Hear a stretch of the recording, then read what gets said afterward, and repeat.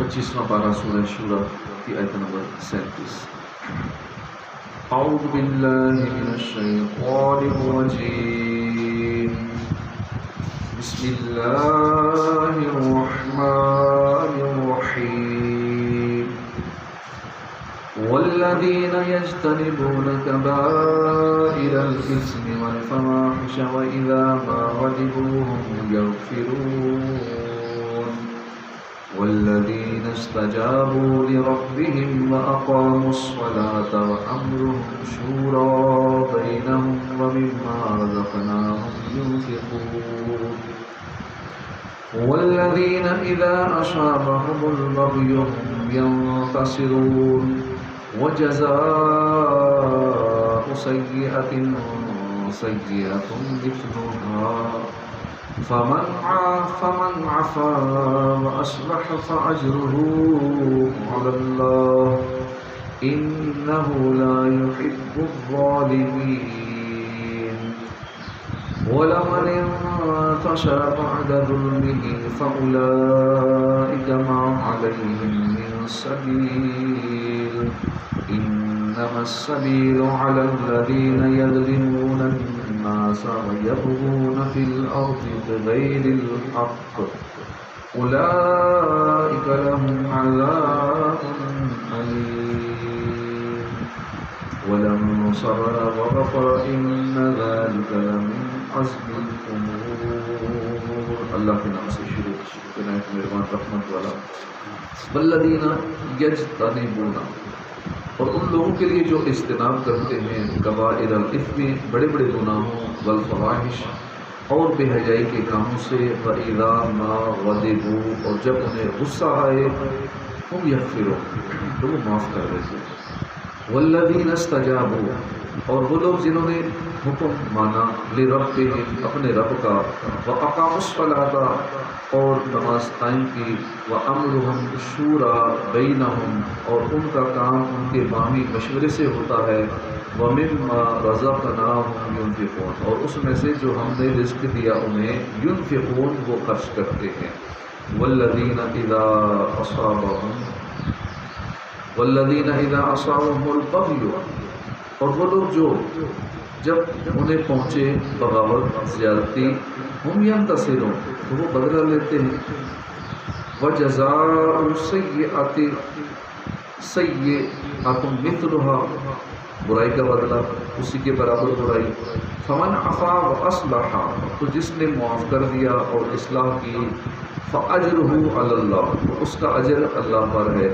انہ لا یحب الظالمین، بے شک وہ پسند نہیں کرتا ظالموں کو.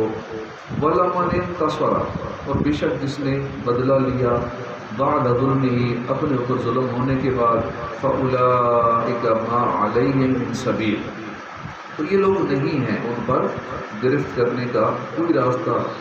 انما السبیل علی الذین، گرفت کا راستہ صرف ان لوگوں پر ہے جو یظلمون الناس، جو لوگوں پر ظلم کرتے ہیں، ویبغون فی الارض بغیر حق، اور سرکشی پھیلاتے ہیں زمین میں حق کے بغیر، نہ حق سرکشی پھیلاتے ہیں. اولئک لہم، یہ لوگ ان کے لیے عذاب علیم، دردناک عذاب ہے. ولمن صبر وغفر، اور بے شک جس نے صبر کیا اور معاف کر دیا، ان ذالک، تو بے شک یہ لمن عزم الامور، تو یہ بڑے ہمت والے کاموں میں سے ایک کام ہے. ترجمہ کنز العرفان. تو اے لوگوں، تمہیں جو کچھ دیا گیا ہے وہ دنیاوی زندگی کا ساز و سامان ہے، اور جو اللہ کے پاس ہے وہ ایمان والوں اور اپنے رب پر بھروسہ کرنے والوں کے لیے بہتر ہے اور زیادہ باقی رہنے والا ہے. والذین یجتنبون کبائر الاثم، اور ان کے لیے جو بڑے بڑے گناہوں اور بے حیائی کے کاموں سے اجتناب کرتے ہیں، اور جب انہیں غصہ آئے، وَإِذَا مَا غَضِبُوا هُمْ يَغْفِرُونَ، جب انہیں غصہ آئے تو معاف کر دیتے ہیں. یعنی اجر و ثواب ان کے لیے بھی ہے جو کبیرہ گناہوں اور بے حیائی کے کاموں سے اجتناب کرتے ہیں. کبیرہ گناہ وہ ہے کہ جس کے کرنے پر دنیا میں حد جاری ہو، جیسے قتل کبیرہ گناہ ہے، زنا کرنا کبیرہ گناہ ہے، چوری کرنا کبیرہ گناہ ہے، اور آخرت میں عذاب کی وعید ہو، وہ کبیرہ گناہ ہوتا ہے۔ جیسے غیبت کی، چغلی کی، خود پسندی ہے کبیرہ گناہ ہے، ریاکاری وغیرہ ہے کبیرہ گناہ ہے۔ بے حیائی کے کاموں سے وہ تمام کام اور باتیں مراد ہیں جو معیوب ہیں اور کبیح ہیں۔ اس آیت میں کبیرہ گناہ اور بے حیائی کے کاموں سے بچنے کے لیے قیامت کے دن اجر و ثواب کی بشارت سنائی گئی ہے۔ کبیرہ گناہوں سے بچنے والوں کے بارے میں ایک اور مقام پہ فرمایا، ان تجتنبوا کبائر ما تنہون عنہ نکفر عنکم سیئاتکم وندخلکم مدخلا کریما۔ اگر کبیرہ گناہوں سے بچتے رہو جن سے تمہیں منع کیا جاتا ہے تو ہم تمہارے دوسرے گناہ بخش دیں گے اور تمہیں عزت کی جگہ داخل کریں گے۔ حضرت ابو ایوب انصاری رضی اللہ عنہ سے روایت ہے، تاجدار رسالت صلی اللہ علیہ وسلم نے فرمایا، جس نے اللہ تعالیٰ کی عبادت کی اور اس کے ساتھ کسی کو شریک نہ ٹھہرایا، نماز قائم کی، زکوٰۃ ادا کی، رمضان کے روزے رکھے، کبیرہ گناہوں سے بچتا رہا تو اس کے لیے جنت ہے۔ ایک شخص نے عرض کی، یا رسول اللہ صلی اللہ تعالیٰ علیہ وسلم، کبیرہ گناہ کیا ہے؟ نبی اکرم صلی اللہ تعالیٰ علیہ وآلہ وسلم نے فرمایا، اللہ تعالیٰ کے ساتھ شرک کرنا، کسی مسلمان کو ناحق قتل کرنا، اور کفار سے جنگ کے دن میدان سے فرار ہونا۔ اور بے حیائی کے کاموں سے بچنے والوں کے بارے میں ایک اور مقام پہ اللہ پاک نے ارشاد فرمایا، الذین یجتنبون کبائر الاثم والفواحش الا اللمم ان ربک واسع المغفرہ۔ اور وہ جو بڑے گناہوں اور بے حیائی سے بچتے ہیں مگر اتنا کہ گناہ کے پاس گئے اور رک گئے، بے شک تمہارے رب کی مغفرت وسیع ہے۔ حضرت سہل بن سعد سعدی رضی اللہ عنہ سے روایت ہے، نبی کریم صلی اللہ علیہ وسلم نے ارشاد فرمایا، جو مجھے اس چیز کی ضمانت ہے جو دونوں ٹانگوں کے درمیان ہے یعنی شرمگاہ ہے، اور جو دونوں جبڑوں کے درمیان یعنی زبان، تو میں اسے جنت کی ضمانت دیتا ہوں۔ اللہ تعالیٰ ہمیں کبیرہ گناہوں بے حیائی کے کاموں سے بچنے کی توفیق عطا فرمائے۔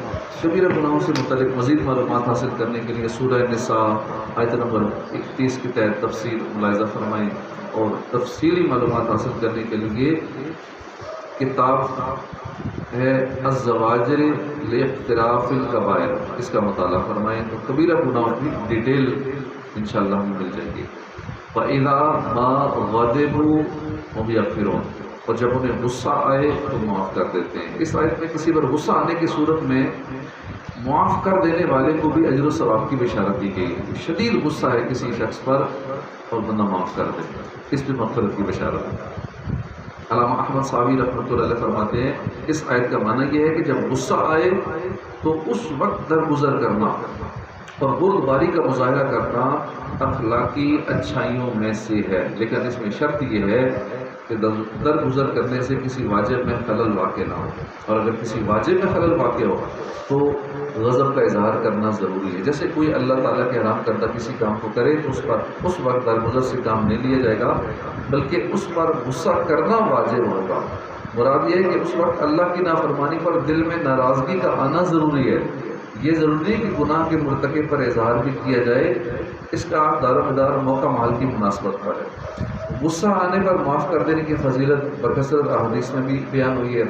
حضرت معاذ بن جبل رضی اللہ عنہ سے روایت ہے، حضور پر نور صلی اللہ علیہ وآلہ وسلم نے فرمایا، جو شخص اپنے غصے کو نافذ کرنے پر قادر ہونے کے باوجود غصہ پی جائے تو اللہ تعالیٰ قیامت کے دن سے اسے تمام مخلوق کے سامنے بلائے گا، یہاں تک کہ اللہ تعالیٰ اسے اختیار دے گا کہ حور عین میں سے جو حور چاہے وہ لے لے۔ حضرت حسن رضی اللہ عنہ سے مروی ہے، رسول اللہ صلی اللہ علیہ وسلم نے فرمایا، جس شخص نے غصہ ضبط کر کے اس کا گھونٹ پیا، یا جس نے مصیبت کے وقت غصے کا گھونٹ پیا، اللہ تعالیٰ کو اس گھونٹ سے زیادہ کوئی گھونٹ پسند نہیں۔ اور اللہ تعالیٰ کے خوف سے جس شخص کی آنکھ نے آنسو کا قطرہ گرایا اور خون کا وہ قطرہ جو اللہ کی راہ میں گرا، اس سے زیادہ اللہ کو کوئی قطرہ پسند نہیں۔ غصہ آنے کا بنیادی سبب یہ ہے کہ جب انسان کسی اور سے کوئی بات کرتا ہے یا اسے کوئی کام کرنے کا کہتا ہے، وہ بات نہیں مانتا یا وہ کام نہیں کرتا تو غصہ آ جاتا ہے۔ ایسی حالت میں انسان کو چاہیے کہ وہ ضبط کا مظاہرہ کرتے ہوئے معاف کر دے یا ایسے اسباب اختیار کرے جن سے غصہ ٹھنڈا ہو جائے اور دل و دماغ کو تسکین حاصل ہو۔ حضرت ابو ذر رضی اللہ عنہ سے روایت ہے، تاجدار رسالت صلی اللہ علیہ وآلہ وسلم نے ہم سے ارشاد فرمایا، جب تم میں سے کسی کو غصہ آئے تو وہ کھڑا ہو تو بیٹھ جائے، اس کا غصہ چلا جائے تو ٹھیک ہے، ورنہ اسے چاہیے کہ پھر لیٹ جائے۔ حضرت عبداللہ بن عباس رضی اللہ عنہ سے روایت ہے، نبی اکرم صلی اللہ علیہ وسلم نے فرمایا جب تم میں سے کسی کو غصہ آئے تو اسے چاہیے کہ خاموش ہو جائے۔ علامہ ابن رجب حنبلی رحمۃ اللہ علیہ فرماتے ہیں یہ غصے کا بہت بڑا علاج ہے، کیونکہ غصہ کرنے والے سے غصے کی حالت میں ایسی بات صادر ہو جاتی ہے جس پر اسے غصہ ختم ہونے کے بعد بہت زیادہ ندامت اٹھانی پڑتی ہے، جیسے غصے کی حالت میں گالی دی جس کا نقصان بہت زیادہ ہے۔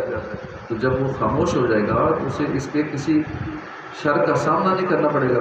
حضرت عتیق رضی اللہ عنہ سے روایت ہے حضور اقدس صلی اللہ تعالیٰ علیہ وآلہ وسلم نے فرمایا بے شک غصہ شیطان کی طرف سے ہوتا ہے، شیطان آگ سے پیدا کیا گیا ہے، آگ کو پانی کے ذریعے بجھایا جا سکتا ہے، لہٰذا جب تم میں سے کسی کو غصہ آئے تو اسے وضو کر لینا چاہیے۔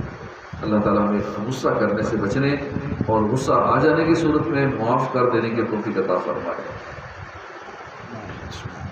والذین استجابوا لربهم واقاموا الصلاة وامرهم شورى بینہم ومما رزقناہم ينفقون، اور ان کے لیے جنہوں نے اپنے رب کا حکم مانا اور نماز قائم رکھی اور ان کا کام ان کے باہمی مشورے سے ہوتا ہے اور ہمارے دیے ہوئے رزق میں سے کچھ خرچ کرتے ہیں، یعنی اجر و ثواب ان لوگوں کے لیے بھی ہے جنہوں نے اللہ کی وحدانیت کا اقرار اور اس کی عبادت کر کے اپنے رب کا حکم مانا اور پابندی کے ساتھ نماز پڑھتے رہے، اور جب انہیں کوئی کام درپیش ہو تو وہ ان کے باہمی مشورے سے ہوتا ہے اور وہ ہمارے دیے ہوئے رزق میں سے کچھ ہماری راہ میں خرچ کرتے ہیں۔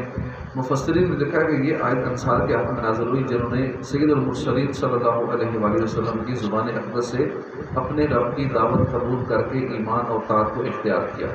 نبی کریم صلی اللہ علیہ وسلم نے ہجرت سے پہلے ان پر 12 رقیب مقرر فرمائے۔ ان انصار کے اوصاف میں سے یہ بھی ہے کہ وہ تمام شرائط و آداب کے ساتھ نماز ادا کرتے ہیں، اور جب انہیں کوئی اہم معاملہ درپیش ہو تو پہلے آپس میں مشورہ کرتے ہیں پھر وہ کام سر انجام دیتے ہیں۔ اس میں وہ جلد بازی اور اپنی من مرضی نہیں کرتے، اور وہ ہمارے دیے ہوئے رزق میں سے کچھ ہماری راہ میں خرچ کرتے ہیں۔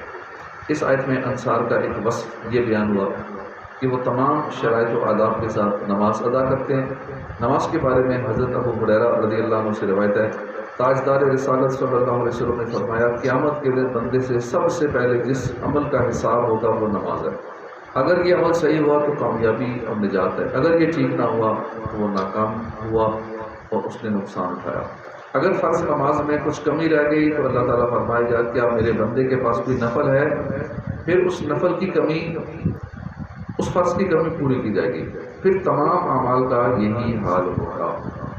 مشورہ کرنے کی اہمیت ایک وصف یہ بیان ہوا کہ وہ باہمی مشورے سے اپنے کام کرتے ہیں۔ مشورے کی اہمیت کا اندازہ اس بات سے لگایا جا سکتا ہے کہ اللہ تعالیٰ نے اپنے حبیب صلی اللہ علیہ وسلم کو بھی اجتہادی امور میں صحابہ کرام سے مشورہ کرنے کا حکم دیا، فرمایا وَشَاوِرْهُمْ فِي الْأَمْرِ، اور کاموں میں ان سے مشورہ لیتے رہو۔ اور تاجدار رسالت صلی اللہ علیہ وسلم کی وصال ظاہری کے بعد صحابہ کرام بھی دینی اور دنیاوی امور میں باہمی مشورے سے معاملات طے کیا کرتے تھے۔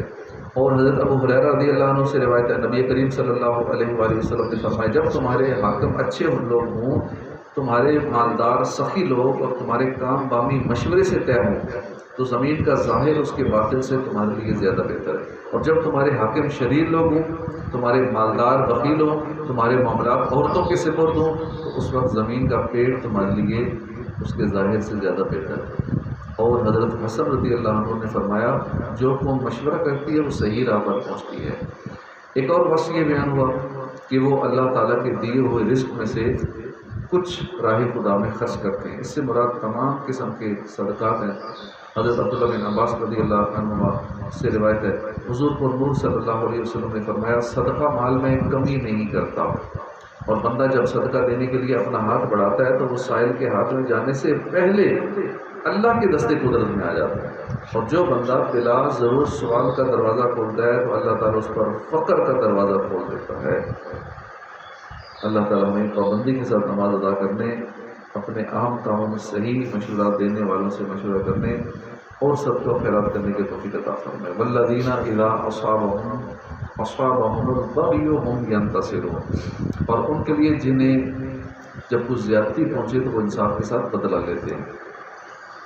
یعنی اجر و ثواب ان کے لیے بھی ہے کہ جن پر کوئی ظلم کرے اور وہ اس سے انصاف کے ساتھ بدلہ لیتے ہیں اور بدلہ لینے میں حد سے تجاوز نہیں کرتے۔ ابن زید کا قول ہے کہ مومن دو طرح کے ہیں، ایک وہ جو ظلم کو معاف کرتے ہیں، پہلی آیت میں ان کا ذکر فرمایا گیا، دوسرے وہ جو ظالم سے بدلہ لیتے ہیں، ان کا اس آیت میں ذکر ہے۔ حضرت عطار رحمۃ اللہ علیہ فرماتے ہیں کہ یہ وہ مومنین ہیں جنہیں کفار نے مکہ مکرمہ سے نکالا اور ان پر ظلم کیا، پھر اللہ نے انہیں اس سرزمین میں تسلط دیا اور انہوں نے ظالموں سے بدلہ لیا۔ اس آیت سے معلوم ہوا کہ ظالم سے بدلہ لینا جائز ہے اور اس سے اتنا ہی بدلہ لیا جائے گا جتنا اس نے ظلم کیا، لیکن بدلہ لینے پر قدرت کے باوجود معاف کر دینا بہت بہتر ہے۔ تاجدار رسالت صلی اللہ علیہ وسلم کی مبارک زندگی میں اس کی بہت ساری مثالیں ہیں۔ صلح حدیبیہ کے سال جبل تنعیم کی طرف سے 80 افراد کا گروہ نبی اکرم صلی اللہ علیہ وسلم کو شہید کرنے کے ارادے سے آیا۔ جب آپ صلی اللہ علیہ وسلم نے ان پر غلبہ پا لیا تو انتقام پر قدرت کے باوجود ان پر احسان کرتے ہوئے چھوڑ دیا۔ غورس بن حارث جس نے نیند کی حالت میں سرکار دو عالم صلی اللہ علیہ وسلم پر وار کرنے کی کوشش کی، لیکن حضور بیدار ہو گئے اور جب اس کی تلوار آپ صلی اللہ علیہ وسلم کے قبضے میں آ گئی اور صحابہ کرام کو بلا کر اس کے ارادے سے باخبر بھی کر دیا تو قدرت کے باوجود اس کو معاف فرما دیا۔ لبید بن عاصم جس نے آپ صلی اللہ علیہ وسلم پر جادو کیا، آپ نے اسے بدلہ لینے کی قدرت کے باوجود معاف کر دیا۔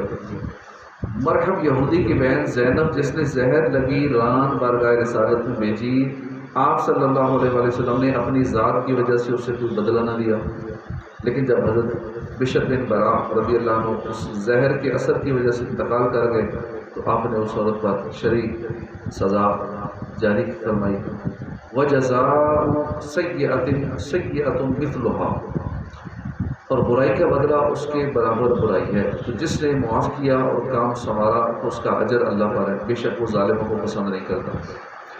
اس کا معنی یہ ہے کہ بدلہ جرم کے برابر ہونا چاہیے اور اس میں زیادتی نہ ہو، اور بدلہ کو برائی سے صورتاً مشابہ ہونے کی وجہ سے مجازی طور پر برائی کہا جاتا ہے، کیونکہ جس کو وہ بدلہ دیا جائے اسے برا معلوم ہوتا ہے، اور بدلے کو برائی کے ساتھ تعبیر کرنے میں یہ بھی اشارہ ہے کہ اگرچہ بدلہ لینا جائز ہے لیکن معاف کر دینا اس سے زیادہ بہتر ہے۔ فمن عفا، تو جس نے معاف کیا، جس نے ظالم کو معاف کر دیا اور معافی کے ذریعے اپنے اور ظالم کے مابین معاملے کی اصلاح کی، اس کا اجر اللہ کے ذمہ کرم پر۔ بے شک اللہ تعالیٰ ان لوگوں کو پسند نہیں کرتا جو ظلم کی ابتدا کرتے ہیں یا بدلہ لینے میں حد سے تجاوز کرتے ہیں۔ اس آیت سے معلوم ہوا کہ برائی کے برابر بدلہ لینا اگرچہ جائز ہے لیکن بدلہ نہ لینا اور معاف کر دینا افضل ہے۔ نبی اکرم صلی اللہ علیہ وسلم نے ارشاد فرمایا، قیامت کے دن عرش کے درمیانی حصے سے ایک منادی اعلان کرے گا، اے لوگو سنو، جس کا اجر اللہ کے ذمہ کرم پر ہے اسے چاہیے کہ وہ کھڑا ہو جائے، تو اس شخص کے علاوہ اور کوئی کھڑا نہ ہوگا جس نے دنیا میں اپنے بھائی کا جرم معاف کیا تھا۔ حضرت ابی بن کعب رضی اللہ عنہ سے روایت ہے، رسول اکرم صلی اللہ علیہ وسلم نے فرمایا، جسے یہ پسند ہو کہ اس کے لیے جنت میں محل بنایا جائے اور اس کے درجات بلند کیے جائیں، اسے چاہیے کہ جو اس پر ظلم کرے اسے معاف کر دے، جو اسے محروم کرے اسے عطا کرے، جو اس سے تعلق توڑے اس کے ساتھ صلہ رحمی کرے۔ یاد رہے کہ ظالم سے بدلہ لینا ایک فطرتی تقاضا ہے اور شریعت نے اس کی اجازت بھی دی ہے، لیکن اس کا یہ مطلب نہیں کہ کسی نے تھپڑ مارا ہے اسے 2 تھپڑ مارے جائیں، کسی نے سر پھاڑا ہے تو اس کے سر کے ساتھ ساتھ اس کے جسم کو بھی ادھیڑ کر رکھ دیا جائے، کسی نے بازو توڑا ہے تو اس کے بازو کو جسم سے ہی اتار کے رکھ دیا جائے، کسی نے ٹانگ توڑی ہے تو اس کی ہم ٹانگ ہی کاٹ کے رکھ دیں، کسی نے قتل کر دیا ہے تو پھر اس کے بدلے میں اس کے پورے خاندان کو موت کی نیند سلا دیا جائے۔ جتنا اس پر ظلم ہوا اتنا ہی بدلہ لینے کی اجازت ہے، اس سے زیادہ بدلہ ہرگز نہیں لے سکتا۔ اللہ تعالیٰ ارشاد فرماتا ہے، وَكَتَبْنَا عَلَيْهِمْ فِيهَا أَنَّ النَّفْسَ بِالنَّفْسِ وَالْعَيْنَ بِالْعَيْنِ وَالْأَنْفَ بِالْأَنْفِ وَالْأُذُنَ بِالْأُذُنِ وَالسِّنَّ بِالسِّنِّ وَالْجُرُوحَ قِصَاصٌ فمن تصدق به فهو كفارة له ومن لم يحكم بما انزل الله فاولئك هم الظالمون۔ اور ہم نے تورات میں ان پر لازم کر دیا تھا کہ جان کے بدلے جان، آنکھ کے بدلے آنکھ، ناک کے بدلے ناک، کان کے بدلے کان، دانت کے بدلے دانت کا قصاص لیا جائے گا اور تمام زخموں کا قصاص ہوگا۔ پھر جو دل کی خوشی سے خود کو قصاص کے لیے پیش کر دے تو یہ ان کا کفارہ بن جائے گا، اور جو اس کے مطابق فیصلہ نہ کرے جو اللہ نے نازل کیا تو وہی لوگ ظالم ہیں۔ اس آیت میں اگرچہ یہودیوں پر قصاص کے احکام بیان ہوئے، لیکن چونکہ ہمیں ان کے ترک کرنے کا حکم نہیں دیا گیا، اس لیے ہم پر بھی یہی احکام لازم ہے، لہذا بدلہ لینے میں اس کی حد سے ہرگز تجاوز نہ کیا جائے۔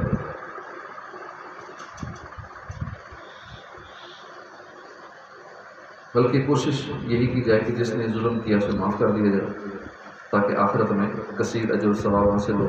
نیز جہاں بدلہ لینا بھی ہو وہاں بھی حاکم وقت کے ذریعے لیا جائے، نہ یہ کہ خود ہی قاضی بن گئے اور خود ہی جلاد بن گئے۔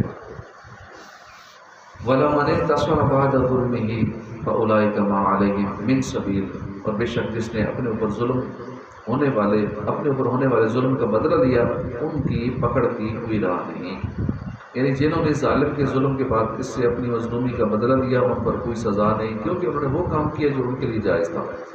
اس آیت سے معلوم ہوا کہ مظلوم کا ظالم سے بدلہ لینا ظلم نہیں اور نہ ہی اس پر سزا ہے، لیکن یاد رہے کہ جن ظلموں کی سزا دینے کا اختیار صرف حاکم اسلام کے پاس ہے ان کی سزا کوئی اور از خود نہیں دے سکتا، جیسے قاتل سے قصاص لینا وغیرہ۔ انما السبیل علی الذین یظلمون الناس ویبغون فی الارض بغیر الحق اولئک لهم عذاب الیم۔ گرفت صرف ان لوگوں پر ہے جو لوگوں پر ظلم کرتے ہیں، زمین میں ناحق سرکشی پھیلاتے ہیں، ان کے لیے دردناک عذاب۔ یعنی گرفت صرف ان لوگوں پر ہے جو ابتداً لوگوں پر ظلم کرتے ہیں، تکبر اور گناہوں کا ارتکاب کر کے فساد برپا کر کے زمین میں ناحق سرکشی پھیلاتے ہیں، ان کے لیے دردناک عذاب۔ یاد رہے کہ ظلم کی دو قسمیں، شخصی ظلم ایک قومی ظلم ہے۔ آیت کے اس حصے میں یعنی یظلمون الناس میں شخصی ظلم مراد ہے، جیسے کسی کو مارنا، گالی دینا، مال مار لینا، اور آیت کے اس حصے وَيَبْغُونَ فِي الْأَرْضِ میں قومی ظلم مراد ہے، جیسے ملک و قوم سے غداری کرنا، بادشاہ اسلام سے بغاوت وغیرہ۔ دونوں قسم کے ظالموں سے بدلہ لینا چاہیے، لیکن پہلے ظالم کو معافی دے دینا حسن اخلاق ہے، اور دوسرے ظالم کو بلا وجہ معافی دینا یہ ظلم ہے، سخت ظلم۔ اسے عبرتناک سزا دینی چاہیے تاکہ آئندہ کوئی ایسا نہ کرے۔ یہ آیت کریمہ ملکی انتظامات، حکام کے فیصلوں اور معاملات کی جامع آیت ہے۔ صدق اللہ العظیم۔ صلو علی الحبیب صلی اللہ علیہ وسلم۔